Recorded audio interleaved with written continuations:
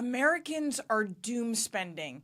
I mean, it's almost like eating ice cream at midnight when you're totally stressed out about something that just happened. Like, they're literally spending when they have no money left. We've used up our savings, and the fiscal stimulus is long gone. In fact, Fidelity just put together a report saying that 401k hardship withdrawals is up 300%. I want to share the highlights of what's happening right now with consumer spending and the economy going into a default cycle. I then want to turn tail and talk about the housing market and what we're seeing with demand picking up as interest rates are dropping, as they will during an economic slowdown, and why now might be a great time to buy, but not really, and not if you're not ready. But before we continue, make sure to subscribe to this channel to keep seeing content like this, and please click on the like because it helps us reach more people just like you. Cyber Monday spending alone was up almost 9.5% year over year. Apparel made up a 200% month over month increase. And get this, $940 million was spent on buy now, pay later, which was up 42.5% from last year alone. So while consumer confidence is down, consumers can't seem to stop spending. In fact, it's looking a little bit in the rearview mirror, but the GDP just got revised for third quarter from a whopping 4.9% to an unbelievable 5.2%. All of this while the data points to the fact that we're entering into a default cycle. Much of corporates' high-yield bonds are now converting into higher interest, which is causing an increase of corporate bankruptcies, up 35% year over year. Consumer debt, as you know, is hitting all-time highs, breaching $1.02 trillion. In fact, 3.6% of all credit cards are in default, 3.8% of all car loans are also in delinquency status. This is the highest it's been in 10 years. And Fidelity just put out a report showing that 401k hardship withdrawals are up 300% year over year. All of this pointing to an upcoming recession. In fact, UBS just came out with their report saying that we are absolutely headed into a hard landing and an inevitable recession that the Fed can no longer ignore. They've dropped their forecast for the Fed rate down to a 1.75 in 2024. I mean, think about that. The Fed rate right now is 5.25 to 5.5. They are expecting to see it at 1.75. Now, that's the largest drop of any of the economists. Morgan Stanley has us coming in with a Fed rate of 2.375 in 2024, while the market still predicts that we'll see a 4% by the end of next year.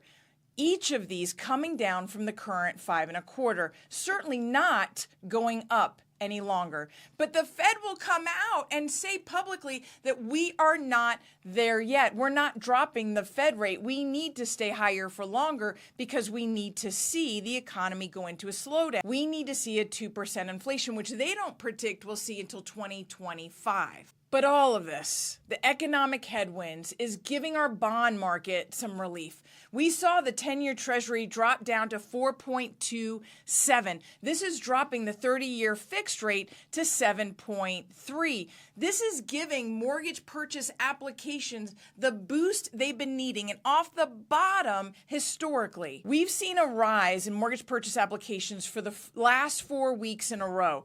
3%, 3.3, 3.9, and this last week the report just came out at 5% increase week over week. While increased demand is great for those of us in the real estate business, it's coming up against continued historically low inventory. In fact, existing home sales just came out down 4.1% to a 3.79 million annualized. If you think about that, that's hitting a low since 2010, where we typically will see the bottom at 4 million existing home sales. The reason why? Those homeowners are stuck in those homes with incredibly low historic interest rates. Low inventory and increasing demand is also putting pressure on home affordability as we're seeing home values continue to increase. In fact, out of the 6 major data aggregators, they're seeing an average appreciation for 2023 to land somewhere near 6%. Now, seasonality will tell you that we'll see a decline in home prices at the end of the year and the very beginning of 2024. But right now, continued increase on low inventory is keeping that pressure high. So as we enter 2024, continuing to see home prices supported year over year, Fannie Mae came out saying that they're expecting to see existing home sales accelerate as interest rates drop into the 6s. In fact, it was this data that supported Lawrence Yun coming out saying that existing home sales would increase by 15% in 2024. And MBA just came out saying that mortgage originations in 2024 will increase by 19%, 11% for purchases, the balance on refinance opportunities as rates drop. All of this to say, we're going to continue to see a turbulent market as the economic data is not going to move in a straight line. And headlines will continue to want to scare consumers into not knowing what's next. And uncertainty breeds fear. So if I've got anything to summarize what all of this means, it means stop doom spending. Save your money and put it into an asset that's going to continue to build wealth. Now, right now might not be the best time for you to purchase. I get that. In fact, Apartment List just came out with a report showing that rents have actually dropped 1.1%. So if you're renting and you're feeling comfortable and you've got to get your financial house in order, now might be the time to keep doing so.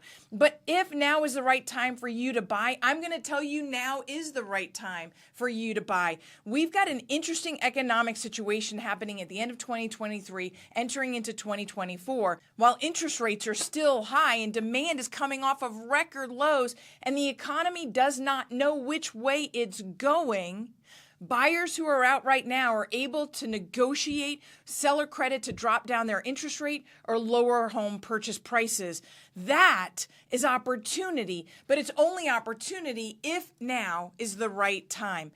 So as we continue to watch what happens in 2024 and all of the left turns and the right turns, do know that as we enter into a recession, we will see interest rates continue their downward trajectory. We'll see more opportunities continue to present. We'll see more buyers enter into the market, putting upward pressure on home prices and continuing to accelerate multiple bids. And that is going to create a more competitive 2024 than we saw in 2023. And if you guys have any questions or you want to let me know what you're seeing out there, please make sure to comment down below.